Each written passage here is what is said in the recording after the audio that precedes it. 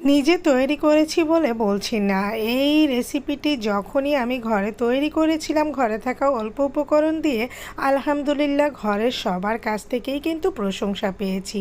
পাত্রে পরিমাণ মতো তেল এবং গাওয়া ঘি দিয়ে দিলাম। তারপর এক এক করে বাটা উপকরণগুলো দিয়ে দিলাম। আটা বাটা, রসুন বাটা, পেঁয়াজ বাটা, নারিকেল বাটা, পোস্ত বাটা, সকল বাটা উপকরণগুলো দিয়ে খুব ভালোভাবে কষিয়ে নিয়ে গুঁড়ো উপকরণগুলো দিয়ে দিলাম।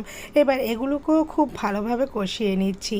পুরো রেসিপিটাই কিন্তু আমার চ্যানেলে থাকবে ডিটেলসে। আপনারা চাইলে ভিজিট করে চ্যানেলটি সাবস্ক্রাইব করে পাশে থাকা বেল আইকনটি ক্লিক করে দেওয়ার অনুরোধ রইল, দেখে নিতে পারেন।